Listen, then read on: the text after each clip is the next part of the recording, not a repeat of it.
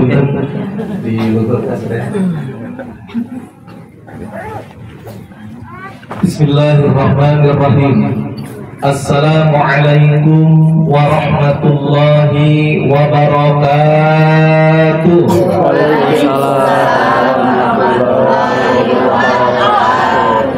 Alhamdulillahilladzi an'amana bi ni'matil iman wal islam. Wassalatu wassalam ala sayyidina Muhammadin khairil anam wa ala alihi wa ashabihil kiram. Ashhadu an la ilaha illallahul malikul qudusus salam wa ashhadu anna sayyidana wa habibana Muhammadan abduhu wa rasuluhu sahibus sarafi wal ihtiram. Amma ba'd, ya ibadallah, ittaqullaha haqqa tuqatih wa la tamutunna illa wa antum muslimun.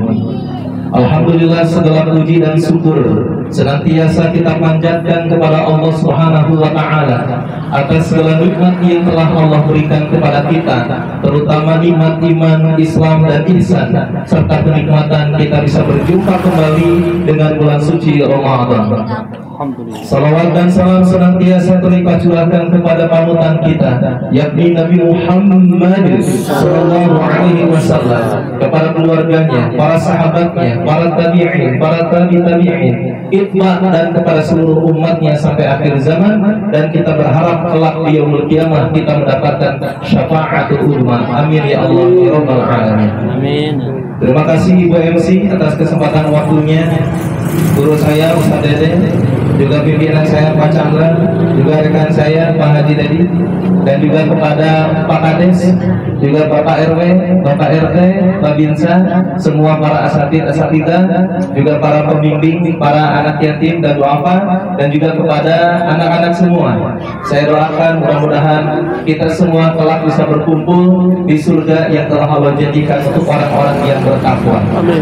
Amin ya Allah ya rabbal alamin.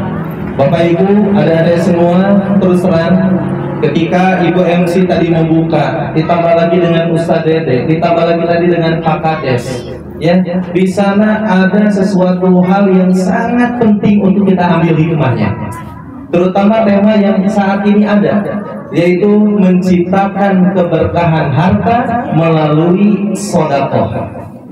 Meskipun di sini ada misalkan punya uang jajan, uang jajannya jangan lihat besar atau kecil, tapi belajarlah dari sekarang untuk senantiasa berbagi, baik dalam keadaan lapang maupun sempit. Karena ternyata tadi kita telah mendengarkan bagaimana owner manajemen Madinah Iman Wisata, yaitu Pak Haji Pak Haji Didi Arianto dan Bu Haja Entin Suryati. 25 tahun lamanya beliau mendirikan Madinah Iman Wisata, dan bisa kuat sampai 25 ini salah satu kuncinya adalah sedekah. Sebagaimana tadi oleh Ustadz yang dibacakan Qori, ada yang tahu surah apa itu?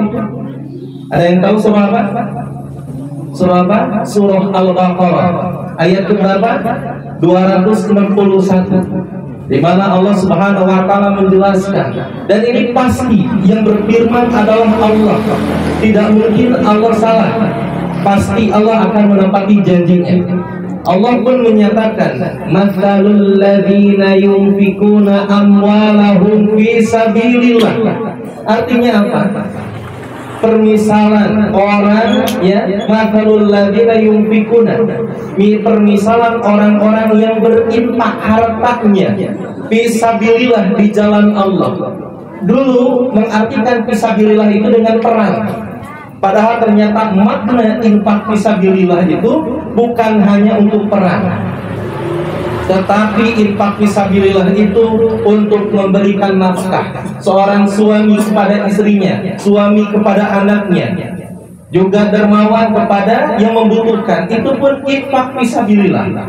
Permisalan orang-orang yang infak hartanya di jalan Allah tadi disebutkan kama kali habbatin ambatat, seperti sebiji pohon sebiji, ya, satu biji sab'at sanadil, dari satu biji itu maka muncullah 7 tangkai. Bikulli sumbulatin mi'atu, di sana dikatakan mi'atu habbah. Dan dari 7 tangkai itu menjadi 100. Berarti berapa kali lipat? 700 kali. Maka Masya Allah, sebetulnya tadi ada rasa haru ketika Ustaz Udeng menerangkan ini untuk berbagi ini 2,5 M, sama dengan berapa?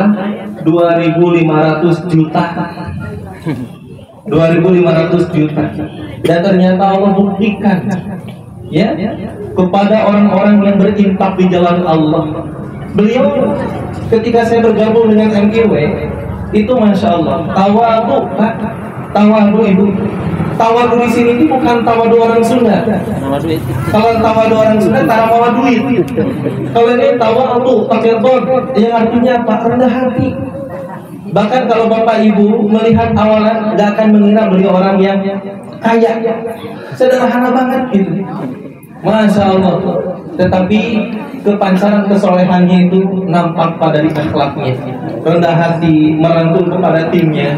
Dan saya harapkan, berdoa mudah-mudahan yang hadir pada kesempatan ini juga menjadi orang-orang yang kelak bisa berbagi kepada sesamanya. Amin. Amin ya Allah ya Rabbal alamin. Janji Allah, adik-adik misal kalau punya uang 1.000 diinfakkan karena Allah, maka yang 1.000 itu akan menjadi 7 tangkai. Jadi berapa? 7.000. Yang 7.000 itu dibalas dengan berapa? Mi'atu habbah. Jadi berapa? 100. Jadi jumlahnya berapa? Kalau 1.000?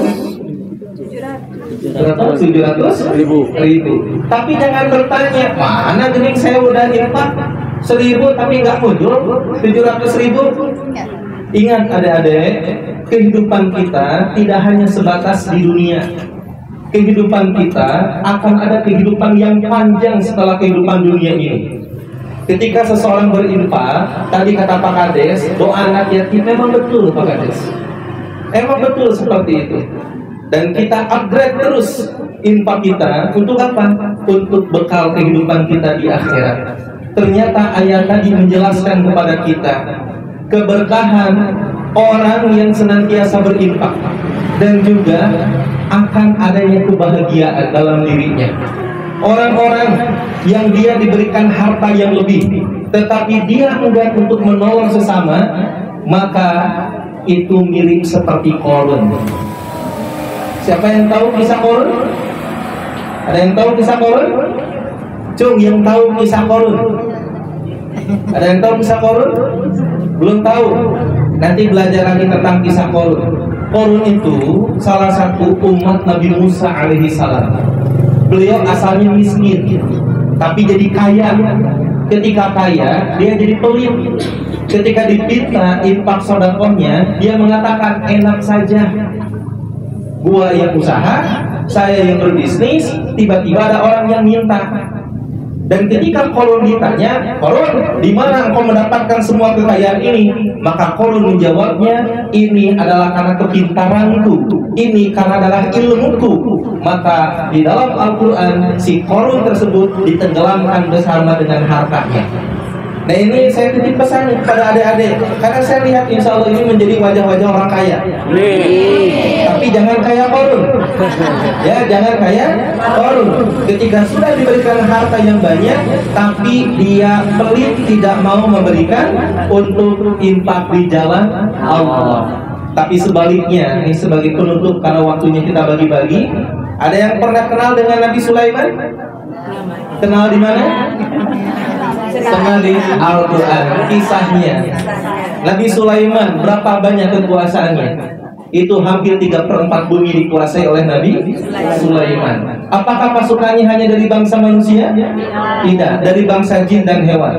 Manusia dipahami bahasanya oleh Nabi Sulaiman itu bukan hanya satu bahasa, tapi seluruh bahasa dari beberapa daerah Nabi Sulaiman menguasainya.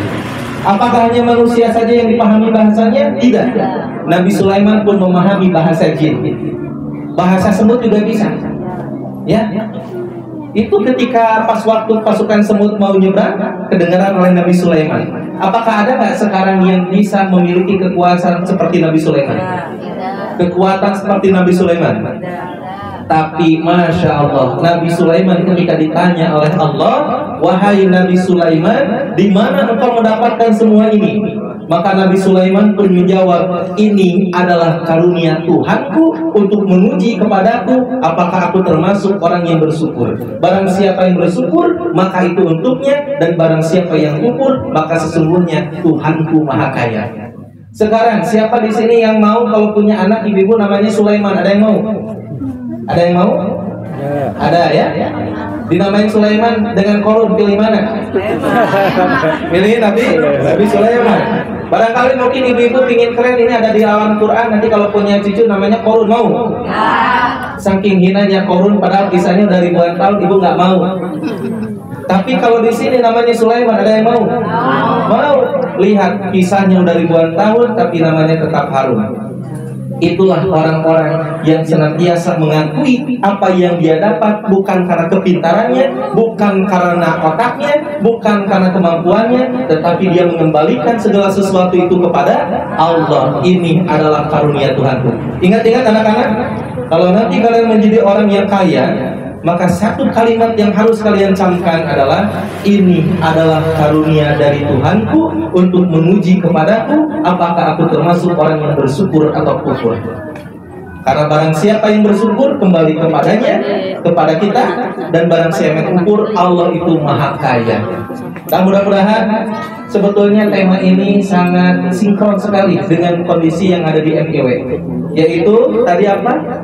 Mengkualitaskan atau menciptakan keberkahan harta melalui sedekah. Mudah-mudahan dengan kultum atau kuliah 7 menit, bukan 7 menit tadi udah lebih ya, ini bisa menambah keimanan dan ketakwaan kita kepada Allah Subhanahu wa Ta'ala, dan ini menjadi inspirasi untuk kita agar kita hidup itu bisa memberi dan hidup itu dan menerima, karena kita makhluk yang hanya memberi itu cuma satu. Siapa? Allah. Maka kita berikan doa untuk siapa? Untuk Pak Haji Dik Arianto, Wajah Etit dan Wajah Etit Suriyatin, juga untuk para asatid kita di manajemen, juga dari MIW yang di Kabupaten Sumedang, untuk Pak Kades, Pak RW, Pak RT, dan semuanya saling berbagi doa. Amin.